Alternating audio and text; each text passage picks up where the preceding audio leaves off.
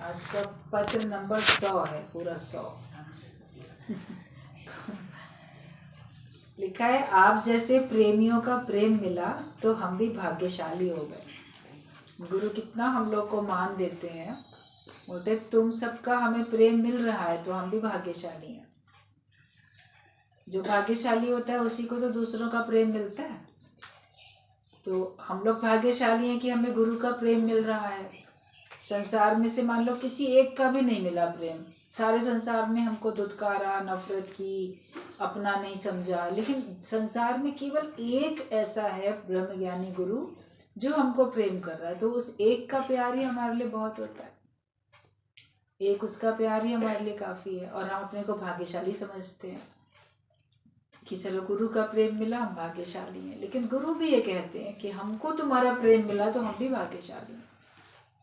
वरना तो अगर ज्ञान ना होता, गुरु ना मिला होता तो मुझे कौन पूछता था तेरे मिलन से पहले। अगर हमको भगवान ना मिले होते, गुरु ना मिले होते, ज्ञान ना होता तो कौन किसको पूछता। आज ज्ञान के कारण ही तो इतनी अच्छी सुंदर महफिल बनती है। ज्ञान के कारण ही सब एक दूसरे को प्रेम करते हैं, कदर करते हैं, एक दूसरे की रिस्पेक्ट करते हैं और सीखते हैं एक दूसरे से। तो ये सब ज्ञान के कारण ही है। तो भाग्यशाली हैं कि आप जैसे प्रेमियों का प्रेम मिला तो हम भी भाग्यशाली हो गए। तेरे जैसे वीर ही कुछ कर दिखाएंगे, कुछ भी नहीं है मुश्किल अगर ठान लीजिए। बस एक सच्चा संकल्प है तो सारा कार्य हो जाए। तो संकल्प की बात चल रही है। तो गुरु हम लोगों में उम्मीद करता है कि तुम वीर हो, तुम्हारे अंदर पूरी शक्ति है, वीरता है, बहादुरी है, इरादा शक्ति तुम्हारी अच्छी है। तुम अगर ठान लो तो तुम कर सकते हो। तो तुम क्या ठानोगे? कोई माया को, कोई भगवान को। जो जैसा ठान लेता है वो उसी रास्ते पे जाता है, उसको पूरा करके दिखाता है। अगर दृढ़ निश्चय, दृढ़ इरादा कोई कर लेता है तो फिर वो पूरा करके दिखाता है कि मुझे ये काम करना ही है। आज नहीं सफलता मिली, कल मिलेगी, कल नहीं मिलेगी, परसों मिलेगी। वो प्रयास करना छोड़ता नहीं है। तो आखिरकार एक दिन उसका प्रयास जो है वो सफल हो जाता है, उसको सफलता मिल जाती है। तो हम भी आए हैं इस दर पे, सत्संग के दर पे, गुरु के दर पे आए हैं। तो हम अपने को मुक्त होने के लिए प्रयास करते हैं, माया रहित होने के लिए प्रयास करते हैं, निर्बंधन होने के लिए प्रयास करते हैं। अपने को सरल बनाते चले जाओ। जटिल बना रखा है विचारों ने हमको, लेकिन हम अपने को वापस सरल बनाते चले जाएं। परमात्मा का भाव रखें, ज्ञान को पक्का करें तो हमारा जीवन बड़ा सरल हो जाता है और सहज। तो अगर हमारे अंदर में वीरता है, कहते हैं ना, वीर तुम बढ़े चलो, धीर तुम बढ़े चलो। बचपन में ये कविता सब लोग अपने बुक में पढ़ते थे। तो गुरु अभी तक हमको बोलता है, अरे तुम वीर हो, वीर तुम बढ़े चलो, ज्ञान के मार्ग पे बढ़े चलो। और धीर मतलब धीरज के साथ बढ़े चलो, अधीरज नहीं हो जाओ। अभी सफलता नहीं मिली तो छोड़ दें कदम बढ़ाना ज्ञान के मार्ग पे। धीरज के साथ आगे बढ़ो, वीरता भी रखो, वीर भी बनो और धीरजवान भी बनो। तब हम इस मार्ग में आगे बढ़ेंगे और मंजिल को जरूर पाएंगे। और कुछ भी मुश्किल नहीं है। हर एक को लगता है सत्संग में ज्ञानवान बनना बड़ा मुश्किल है, घर वाले इतना जटिल हैं, इतना बंधन डालते हैं, माया इतनी प्रबल है, मन ऐसा है जो माया को सत्य दिखाता है, माया की तरफ आकर्षित होता है। मन को कैसे रोकें, इंद्रियों को कैसे संयमित करें। आदत अनुसार इंद्रियां अपने अपने विषयों में विचरण करने लग जाती हैं। किसी को जो दृश्य देखने का शौक होता है वो घूम फिर के वही सीन लगा लेगा, वही सीरियल लगा लेगा, वही देखना चाहेगा। जो सुनने का शौक होता है घूम फिर के वही सुनने के लिए अपने लगा लेगा। जो खाने का शौक है तो घूम फिर के वही चीज़ खाने के लिए फिर हाथ बढ़ा लेगा। तो इंद्रियां अपने अपने विषयों की तरफ जाती हैं। तो उसको कंट्रोल करता है ज्ञानी। तो कौन बोलेगा मेरी इंद्रियां वश में नहीं है, मेरा मन वश में नहीं है, मेरी बुद्धि चंचल है, चलायमान है, तो मैं इस जन्म में मुक्त नहीं हो सकता। लेकिन धीरज रखो, धीरज रख के आप कार्य करो और दृढ़ संकल्प करोगे तो तुम जरूर आगे बढ़ जाओगे, अपनी मंजिल को तुम प्राप्त हो जाओगे। सबको अपनी मंजिल मिली है तो हमें भी मिलेगी। एक व्यक्ति कर सका तो हम भी कर सकेंगे। ऊंचा आदर्श रखो। और हम सबके सामने तो गुरु का आदर्श है, जो गुरु की इतनी बातचीत होती है, इतनी बात उनके बारे में बताई जाती है। दादाजी को किसी ने नहीं देखा, उनके बारे में कितनी चर्चाएं होती हैं, उनके लीलाएं, उनके आदर्श, उनके द्वारा किए गए कार्य, वो सब बताने का क्या मतलब है? इसीलिए कि ताकि आप भी वैसे सीखो कि उनके सामने वैसी परिस्थिति आई तो उन्होंने उस पर कैसा रिएक्ट किया, उस परिस्थिति का कैसे मुकाबला किया। तो जो उनके अंदर से भगवान ने प्रेरणा दी परमात्मा तक पहुंचने के लिए, उन्होंने वैसे ही किया। अपने अंदर से जो उनको भाव आया कि इस जगह पे मैं अपनी लोकारीत काटूंगा इस तरीके से, इस जगह पे अपने मोह को काटूंगा मैं इस तरह से, इस जगह पे अपने लोभ को काटेंगे इस जगह तरह से। तो जो भी कारण सामने आए तो हर एक अपने अपने हिसाब से अपने को वहां से डिटैच करता है, अलग करते जाता है। तुम्हारे सामने कारण आता है, तुम अपने हिसाब से काटो बंधन, लेकिन बंधन काटो तो उसमें लिप्त क्यों हो जाते हो? करना तो बड़ा सरल है, क्योंकि हमारे अपने अंदर में आसक्तियां पड़ी हुई हैं। हम खुद जगत को छोड़ना नहीं चाहते, तो हम अभी संसार में बड़े और आनंद सुख ये सब लेना चाहते हैं।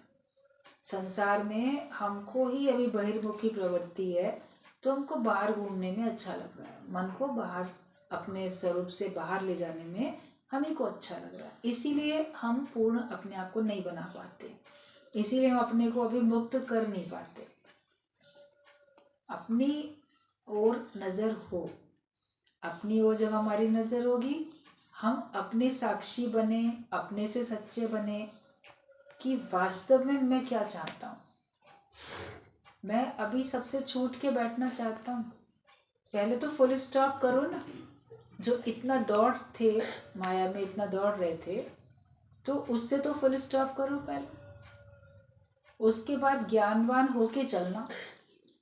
अभी मन के हिसाब से चलते हो और अपने को ज्ञानवान समझ लेते हो, लेकिन अभी तुम ज्ञानवान नहीं हो, क्योंकि तुम मनमुखी हो, तुम गुरुमुख नहीं हो, मनमुख हो।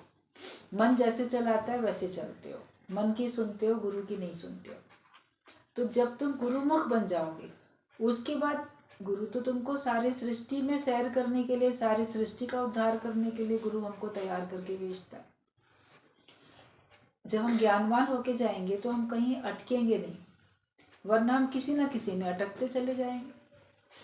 मन कहीं ना कहीं किसी आकर्षण में फंसेगा, किसी सुख में अटकेगा, किसी व्यक्ति में, किसी वस्तु में, किसी पदार्थ में, किसी परिस्थिति में मन कुछ ना कुछ चाहता रहेगा।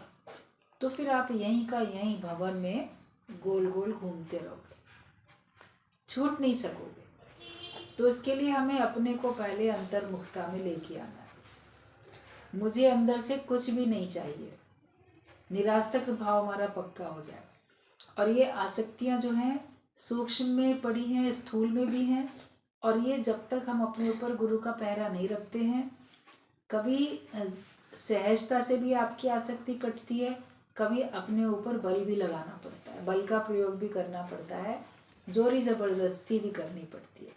वशिष्ठ मुनि ने रामचंद्र भगवान को जब ज्ञान सुनाया है, योग वशिष्ठ पूरा एक शास्त्र बन गया, तो उसमें बोला है भगवान को, राम को, कि हे राम जी, तू दांत से दांत भींच कर भी, 10 नाखूनों का जोर लगाकर भी अपने मन में उठने वाली इच्छा को वश में कर। मतलब जबरदस्ती भी अपने को रोको। आपको लगेगा ना हमको तो सहजता में अपने को रोकना है, जबरदस्ती थोड़ी करनी है, जोर ना छूटे युक्त छूटे संसार। तो रस तो हमारे अपने अंदर के पड़े हुए हैं। तो भगवान को भी बोला गुरु ने कि जबरदस्ती भी अपने को रोको, कि नहीं, मुझे जो है माया में नहीं जाना, मुझे ये कार्य नहीं करना है। तब हमारा मन कंट्रोल में आता है, तब हमारी इंद्रियां वश में होती हैं। वरना ये प्रमथन स्वभाव वाली इंद्रियां बोली गई हैं, जिनको वश में करना कठिन होता है। लेकिन जो गुरुवान बनता है और गुरु को अपने सर पे आगे रखता है, उसके आदर्श पे चलता है, तब फिर वो छूट पाता है, वरना वो छूट नहीं पाता है। जब हमारे मन में गुरु के प्रति भक्ति होगी, देशभक्ति होती है, गुरु भक्ति होती है। गुरु भक्ति में क्या होगा? गुरु की आज्ञा मानेंगे। माता पिता की पितृभक्ति में क्या होता है? आप उसकी आज्ञा मानते हो, पिता की आज्ञा में चलते हो, ज्ञान के हिसाब से चलोगे। ईश्वर की भक्ति में क्या होता है? ईश्वर के बताए मार्ग पे चलोगे, जिससे कि जो उसने बताया वही हमको करना है। भक्ति केवल आरती गा लेना, दिया जला के भोग लगा लेना और कुछ पाठ पढ़ लेना भक्ति नहीं होती है। भक्ति है कि जो भगवान ने बताया उस मार्ग पे चलते हैं और उस पे चलने में हमें प्रसन्नता होती है, मन उसी में ही आराम पाता है। भगवान के नाम में ही आराम है। जब ऐसा अपना मन समझ जाता है कि माया में सुख नहीं, जो सुख पायो मैं राम भजन में, सो सुख नाही अमीरी में। जब ये बात आप पक्की कर लेते हो तब समझो कि आपकी भक्ति सच्ची भक्ति है। और जितनी भक्ति बढ़ेगी उतनी आपकी जगत के प्रति आसक्ति छूटेगी। चाहना करते हैं संसार की। अच्छा, कभी ये सोच के देखो कि आप संसार के पदार्थों को पाने की चाहना कर रहे हो तो भगवान को पाने की चाहना क्यों नहीं कर लेते? अपने अंदर के ज्ञान को बढ़ाने की चाहना क्यों नहीं करते? अपने अंदर के सद्गुणों को बढ़ाने की चाहना क्यों नहीं करते?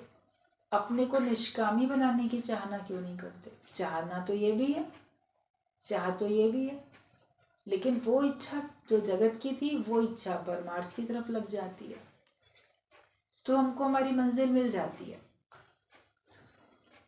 जहाँ भगवान का भाव होगा तो वहाँ पे कामनाएं खत्म हो जाएंगी। जहाँ राम नहीं काम बोलते, जहाँ काम है वहाँ राम नहीं है, जहाँ राम है वहाँ काम नहीं। जगत की कामनाएं तुम्हारे अंदर है, इसका मतलब तुमको भगवान भी नहीं चाहिए। फिर जो भगवान की बात बताएगा वो व्यक्ति पसंद नहीं आएगा, गुरु भी पसंद नहीं आएगा, उसकी बात भी अच्छी नहीं लगेगी, क्योंकि मन जानता है कि गुरु हमको इनसे छुड़ाने की बात करेगा।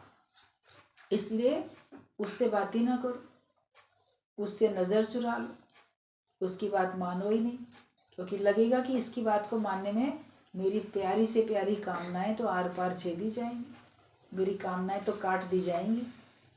बड़ी प्यारी कामनाएं हैं, सोच सोच कर ही मन खुश हो रहा है, ये कामना पूरी होगी तो कितना मज़ा आएगा, कितना सुख मिलेगा, और गुरु तो मेरी इन कामनाओं को काट देगा। इसलिए लोग गुरु से किनारा कर लेते हैं, उसकी बात को मानते नहीं हैं, क्योंकि उनके अंदर राम नहीं है। वो राम को पाना नहीं चाहते, वो काम के अधीन हो चुके हैं, और काम के वश में होके व्यक्ति तो 84 लाख योनियों में ही जाएगा। तुम दर पे आए हो तो गुरु का काम है तुमको बचाना, बाकी ना मानो तो कोई जोर नहीं, कोई किसी को जबरदस्ती ज्ञानवान बना भी नहीं सकता है। सुजाग गुरु जरूर करेगा, ताकि बाद में तुम ये ना कहो गुरु तेरे दर पे आए थे, तुम्हारी शरण में थे, तुमने हमको सुजाग क्यों नहीं किया, तुमने पहले से हमको थप्पड़ क्यों नहीं मारा, हमको माया में क्यों जाने दिया। आप पूरा जोरी जबरदस्ती हमको रोक लेते तो शायद हम नहीं जाते, हम तो अज्ञानी थे। मन फिर गुरु को ही बाद में दोष देगा, इसीलिए गुरु आपको पहले ही सुजाग कर देता है। मगर जब कोई नहीं मानता है तो उसको उसके हाल पे छोड़ देता है कि इसकी प्रारब्ध ही शायद ऐसी है, इसको भी धक्के खाने हैं, इसको भी दुख झेलने हैं। जिसको प्रभु दारुण दुख देही उसकी मति पहले हर ले। भगवान जिसको दारुण दुख देना चाहते हैं उसकी मति हर लेते हैं, उसकी मति ऐसी हर जाती है, बुद्धि भ्रष्ट हो जाती है, ना वो अपने घर वालों की सुनता है, ना वो समाज वालों की सुनता है, ना परिवार कुटुंब वालों की सुनता है, ना वो गुरु की सुनता है, और ना वो भगवान के शास्त्र ज्ञान के जो हमारे ग्रंथ हैं उनको पढ़ के उनमें जो लिखा उसकी मानता ही नहीं है किसी की। वो अपने मन की सुनेगा, या जो उसको माया में भ्रमित करने के लिए जो कोई उसको जैसा भी पाठ पढ़ा देगा वैसे ही पाठ पढ़ेगा, क्योंकि उसकी बुद्धि भ्रष्ट हो चुकी है, उसको भी दुनिया में बहुत दुख भोगने हैं। गुरु हमको दुखों से बचाने के लिए हमको माया में जाने से रोकता है, फुल स्टॉप हमारा लगाता है, क्योंकि सर्व दुखों की निवृत्ति हो जाएगी जब तुम ज्ञान को पक्का करोगे। तुम खुद ही नहीं चाहते तुम्हारे सर्व दुखों की निवृत्ति हो तो तुमको गुरु भी पसंद नहीं आता, उसकी बात भी पसंद नहीं आती है। लेकिन गुरु तो सच्ची बात बताए बिना रहेगा नहीं, वो हेरा फेरी की बात नहीं करेगा, वो तुमको सीधी बात बताएगा। मानो तो तुम्हारी मर्जी, नहीं मानो तो तुम्हारी मर्जी।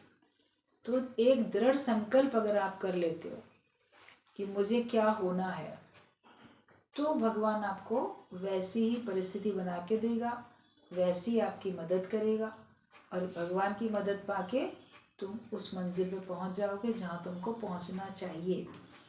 तो बस एक सच्चा संकल्प है, तुम्हारे अंदर संकल्प सच्चा हो, कहने की बात ना हो कि बस कह दिया हम ऐसा करेंगे, तो वैसा करते हुए तो दिखते नहीं। कई साल से लोग सत्संग में आते रहते हैं, साल में 4-5 बार तो संकल्प कर ही लेते हो।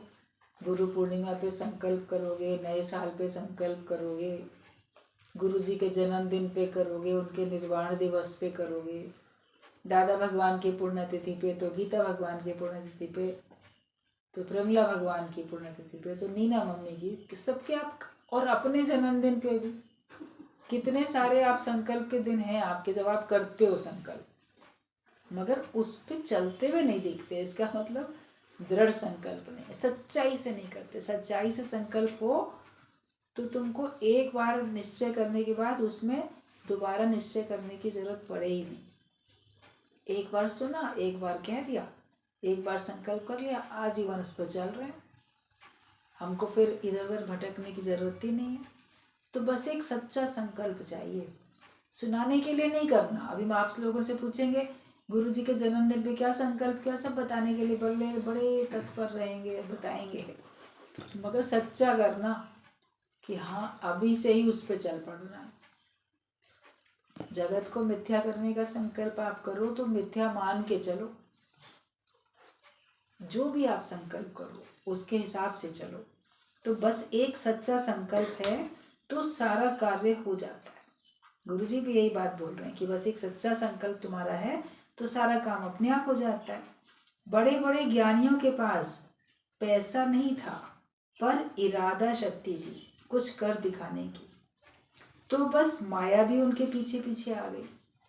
जो बड़े बड़े ज्ञानी ध्यानी हुए हैं, ब्रह्म ज्ञानी, उनके पास धन तो बिल्कुल भी नहीं था, 1 रुपया भी अपने साथ लेके अपने घर से नहीं निकले, तपस्याएं की, आश्रम बन गए। फिर देखो कितने बड़े बड़े आश्रम बन जाते हैं। एक संकल्प सच्चा करते हैं तो धन की कमी रहती है क्या?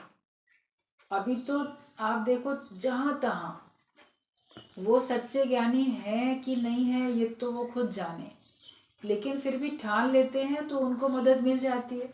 खुद तो वो कोई नौकरी नहीं करते, खुद तो कोई बिजनेस नहीं करते, लेकिन उनके पास धन की कमी भी तो नहीं होती। बड़े बड़े आश्रम हैं, कहीं धर्मशालाएं बन गई, गौशालाएं बन गई, कहीं वृद्ध आश्रम बन गए, कहीं स्कूल बन गए, कहीं लंगर भंडार गृह बन गए, रोज भंडारा हो रहा है। इतना सब कार्य होता हुआ कितना दिखता है, तो धन की कमी नहीं रहती ना।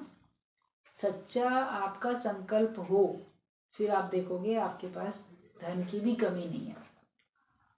तो बड़े बड़े ज्ञानियों के पास पैसा नहीं था पर इरादे शक्ति थी कि कुछ कर दिखाने की, तो बस माया भी उनके पीछे पीछे आ गई। तुम भी इरादा शक्ति रखोगे तो तुम्हारे पास माया की कोई कमी नहीं रहेगी, मांगने की भी जरूरत नहीं पड़ेगी।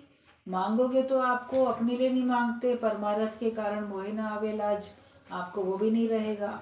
अगर आप कह भी देते हो कि इतना आप डोनेशन दो तो भी उसमें कोई बात नहीं होगी, और आप देखोगे बिना मांगे ही उनको मिलता रहता है, दान पात्र में लोग डालते रहते हैं, कार्य चलता रहता है। आप जाते हो किसी मंदिर में भी जाते हो, मूर्ति नहीं कहती, मान लो पुजारी भी नहीं कहता, आप खुद अपनी स्वेच्छा से वहाँ के दान पात्र में कुछ डाल ही आते हो ना, कि नहीं नहीं कुछ हमको देना चाहिए। आपके अंदर परमात्मा प्रेरणा देता है, कम अधिक जिसका जितना मन होता है अपना कोई वहाँ पे अर्पण करके आता है, भगवान को थोड़ी चाहिए। और वहाँ पे उस पैसे से कितना कितना कार्य होता रहता है, जैसे भी होता रहता है वैसे ही चलता रहता है। तो माया तुम्हारे पीछे पीछे आएगी जब तुम कोई अच्छा और सच्चा संकल्प करोगे। राम तीर्थ विवेकानंद, उनके पास धन नहीं था पर दृढ़ संकल्प था देश को जगाने का। तो सारे विश्व में कहाँ कहाँ जा जाके उन्होंने आत्म जागृति का संदेश दिया, अज्ञानता की नींद में जो सोए हुए थे उनको जगाया। जो उनके लिए परमात्मा को ज़रूरत पड़ी वैसा उनके लिए समय परिस्थिति सब सामने मदद भगवान देते चले गए। वो परेशान नहीं हुए। कभी कष्ट भी आया, कभी विवेकानंद को 2-2 3 दिन बिल्कुल भूखा भी रहना पड़ा। आप विवेकानंद की जीवनी अगर पढ़ो तो आप देखोगे पैसा ना होने के कारण और कभी मुसीबत कोई दूसरी आ गई उसके कारण, तो फिर लेकिन वो अपना इरादा शक्ति मजबूत रख के कार्य करते रहे। फिर भगवान ने देखा वो हिल नहीं रहा है, वो दृढ़ है अपने उसमें, तो भगवान ने बाकी उसकी फिर भी मदद की। तो आप भी तो सच्चे भक्त बनो और सच्चा संकल्प रखो। तो अगर परमात्मा कभी आपको ऐसा दिखाए दिन कि आपको खाना भी ना मिले तो भी विश्वास ना हटे, जो होगा देखा जाएगा। विश्वासी का बेड़ा पार होता है। आए हैं तेरे दर पे तो कुछ करके उठेंगे, या तो हासिल हो जाएगा या तो मर के उठेंगे। ये आप निश्चय करो कि अगर हम आए हैं आपके दर पे, भगवान की कृपा हुई, भगवान ने रास्ता दिखाया, हम सत्संग में आ गए, अब आए हैं तेरे दर पे तो कुछ करके ही उठेंगे, कुछ अच्छा निश्चय करके ही उठेंगे। अपने जीवन में हम कुछ अच्छा कार्य करके ही दुनिया से जाएंगे। या तो परमात्मा हासिल हो जाएगा, नहीं तो भले चाहे मर के भी उठेंगे, मरेंगे, दोबारा जन्म लेंगे, मरेंगे, वो एक अलग बात है। लेकिन ये है कि हम परमात्मा को पाने के लिए हम इस रास्ते को छोड़ेंगे नहीं। ईश्वर प्राप्ति का अनुभव हो या ना हो, वो अनुभूति हो या ना हो, लेकिन मुझे ये दर छोड़ना नहीं है। जो ऐसी इरादा शक्ति अपनी मजबूत रखता है उसको इसी जन्म में मोक्ष मिल जाता है, उसको इसी जन्म में परमात्मा की प्राप्ति हो जाती है कि अब मुझे सब कुछ मैंने देख लिया, अब मुझे कुछ देखने की जरूरत नहीं है, मुझे केवल अपने निश्चय में रहना है, आत्मिक निश्चय में, और पाना है तो केवल भगवान को पाना है, और उसको पाके मैं अपने आप में तृप्त हूँ। फिर मैं सबके अंदर उस परमात्मा को प्रकट करने में लगा हुआ हूँ, गुरु की कृपा से, उनकी प्रेरणा से। भगवान कार्य मेरे से कराता है तो हो रहा है। सहजता में ज्ञानी आ जाता है, कर्तापने में नहीं आता, मैं करता हूँ, मैं करूँगा, वो सहजता में आ जाता है। तो देखो उसका सारा काम अपने आप बनता रहता है। ख्यालों की शक्ति सबसे बड़ी है, उसी से ही सब कार्य हो सकते हैं। अगर आपके ख्याल अच्छे हैं तो आप देखोगे उसी से सारे काम हो जाते हैं। आपके विचार अगर कमजोरी वाले हैं तो आप कमजोर हो, आपके विचार शक्तिशाली हैं तो आप शक्तिशाली हो। जैसे तुम अपने ख्याल करते हो उसका प्रभाव तुम्हारे शरीर पे भी पड़ता है। आप सोचो मैं बीमार हूं तो आप बीमार हो जाओगे, या अरे मैंने ना ये खा लिया, ये ना मुझे नुकसान दे जाएगा, तो वो आपको लगेगा नुकसान देगा। आपने खाया कि अरे भगवान का प्रसाद है, कुछ नुकसान नहीं देगा, तो देखो नुकसान भी नहीं देता। कई बार ऐसा होता है। अब ये नहीं कि डॉक्टर ने मना किया तो आप रोज प्रसाद समझ के, शुगर की प्रॉब्लम है तो डेली आपको भर भर के मीठा खाओ, वो भी बात गलत है। लेकिन सहज में अगर मान लो कभी आप थोड़ा इतना खा लेते हो तो नुकसान थोड़ी दे जाएगा, और वो तो खाने की बात है। लेकिन मन को कौन सा विचार आपने दिया, उसने क्या ग्रहण किया। आप हमेशा पॉजिटिव थिंकिंग रखो, अपने लिए अच्छे विचार रखो, उच्च कोटि के, तो फिर आपका जीवन अच्छा बनेगा। अपने जीवन में हमको कभी भी कमजोरी नहीं आनी पाए। विवेकानंद ने बोला है कमजोरी मौत है। अगर हम कमजोर होकर रहते हैं, अपने को कमजोर समझते हैं, तो हमको हर पल मृत्यु जैसा कष्ट सहना पड़ता है, और वीकनेस जो है वो मौत है।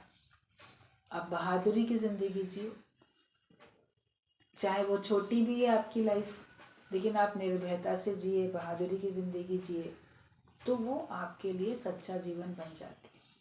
सच्चाई से चलो, सच्चाई के रास्ते पे चलो, और जो भी संकल्प करो वो बहुत सच्चाई के साथ करो। ऐसे नहीं कि हम बस कह दिया और हमने कह दिया है तो हम ऐसे हो ही जाएंगे। आपने कह दिया कि हम ये खाना बना रहे हैं, हम खाएंगे तो क्या पेट भर जाएगा? बनाना भी तो पड़ेगा ना, जुटाना पड़ेगा, साधन बनाना पड़ेगा, बना बनाया सामने आया तो उसको खाना पड़ेगा, तब तुम्हारी भूख मिटी। केवल कह देने से भूख थोड़ी मिट जाती है। तो केवल संकल्प के लिए कह दो तो उससे थोड़ी ना आपका जीवन बन जाता है, पुरुषार्थ भी तो करना पड़ता है। तो ख्याल की शक्ति सबसे बड़ी है, उसी से ही सब कार्य हो सकते हैं। विल पावर वाले को कोई भी माया में नहीं घसीट सकता है। जिसकी इरादा शक्ति मजबूत है, जो विल पावर जिसकी स्ट्रांग है, संकल्प की शक्ति जिसकी है बहुत मजबूत, तो जो अपना इरादे शक्ति में मजबूत रहता है, तो उसको कोई माया में नहीं घसीट सकता। फलाना कह रहा है तो ये कर लिया, उसके कहने से वो कर लिया। तुम्हारी दृढ़ता होनी चाहिए ना, तो तुम्हें कोई भी दुनिया में नहीं घसीट सकता। ऐसे तो कोई तुमको इधर खींचेगा, कोई उधर खींचेगा। तुम सबके लिहाज में आके या सबको खुश करने के लिए आप तो सारा दिन, संसार में क्या है, सभी लोग ऐसे तो कर रहे हैं। वो कोई उसको खुश करने में लगा, कोई उसको खुश करने में लगा, और वो अपना जन्म मरण तैयार करते रहते हैं। जी वह उनका जाता नहीं है, फिर दूसरे को दोष देंगे, उनके कहने से करते हैं, किसी के कहने से करते हो, लेकिन तुम्हारी अपनी इरादा शक्ति क्या है? कार्य वही करो जो तुमको भगवान के नज़दीक करे, जो तुमको भगवान से दूर करे। उस कार्य से आप इनकार कर सको, दृढ़ता से आप इनकार कर सको, उतनी आपके अंदर विल पावर होनी चाहिए, अपनी दृढ़ता इतनी होनी चाहिए। आप जो भी कार्य करो उसको निष्काम भाव से करके दिखाओ। तो निष्काम भाव से करने में आपसे वो कार्य हो जाएगा तो भी ठीक है, नहीं होगा तो आपका मन नहीं चलेगा। अगर निष्काम ही हो तो आप बोलोगे ना, ये काम ना मैं घर वालों की सेवा भी करता हूँ, रिश्तेदारों के पास भी आते जाता हूँ, तो मैं तो निष्काम भाव से आता हूँ। तो निष्काम भाव इच्छा और अहंकार के सिवाय होता है। फल की इच्छा नहीं होती, करने का अभिमान नहीं होता। और निष्काम कार्य पूरा हो जाए तो फिर सहज होता है, नहीं हो तो होता है। करने ना करने दोनों में सम होता है। अगर आप कोई काम करने चल रहे हो, उसमें रोक दिया गया तो आपका मन चल रहा है, तो निष्काम थोड़ी हुआ, क्योंकि तुमको करने का भाव था। जो निष्काम ही होता होता ठीक है, मेरे द्वारा नहीं हुआ, किसी और के द्वारा होगा। अगर भगवान को उसका कार्य करना है तो तुम्हारे द्वारा नहीं तो किसी और के द्वारा करेगा। हम ही अपने को क्यों बना के चले? ज्ञानी अपने को सहज रखता है। सहज की नाव खेवटिया सतगुरु। अगर हम सहज की नाव में बैठेंगे तो देखो गुरु हमको उस पार लगा रहा है। इसलिए दृढ़ निश्चय करो, सच्चा संकल्प करो। सच्चे संकल्प से आपका सच्चाई से जीवन चलेगा और सचमुच में सच को पाके आप मुक्त हो जाओगे। संकल्प देखो क्या करते हो आप लोग।